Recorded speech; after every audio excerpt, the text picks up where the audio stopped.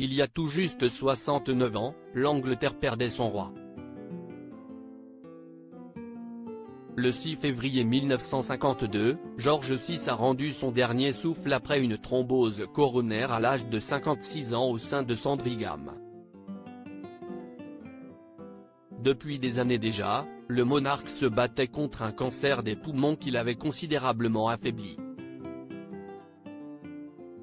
Ce jour-là, sa fille Élisabeth se trouvait bien loin de l'Angleterre.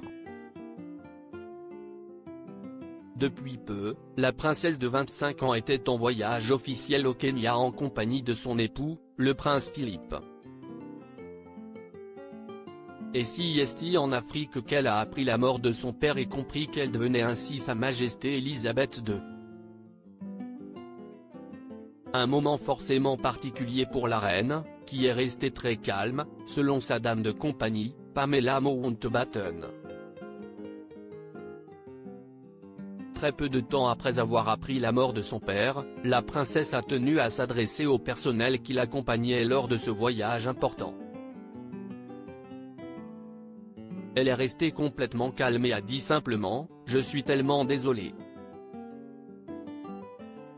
Cela signifie que nous devons tous rentrer chez nous », raconte-t-elle dans ses mémoires, d'auteur au vampire. Tout de suite après, l'équipe d'Élisabeth II s'est mise au travail pour planifier son voyage hâtif de retour en Grande-Bretagne à bord du Royal Boa Cargono, qui a dû être retardé de plusieurs heures en raison d'une tempête. Consciente de son nouveau rôle, elle s'est tout de suite plongée dans les questions pratiques qui l'attendaient. Mais elle a également demandé à ce qu'on la laisse seule dans sa chambre pendant quelques heures, le temps d'encaisser la triste nouvelle et de commencer son règne. Près de 50 ans après cette journée, Élisabeth II garde toujours des souvenirs émus de son père. Il n'est d'ailleurs pas rare qu'elle lui rende hommage.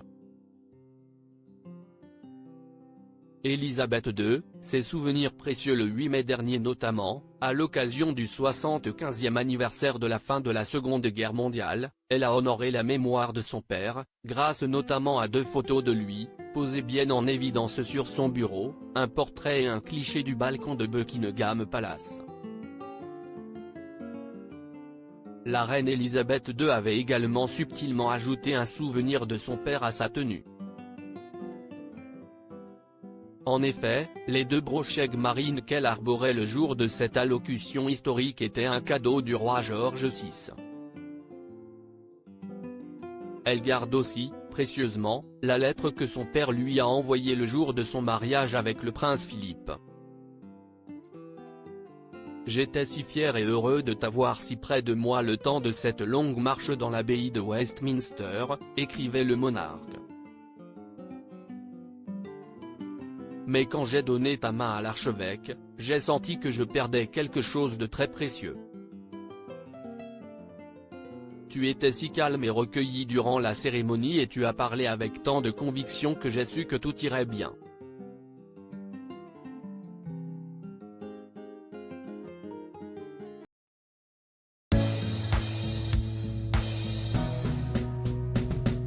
But there's oftentimes through the rough times I think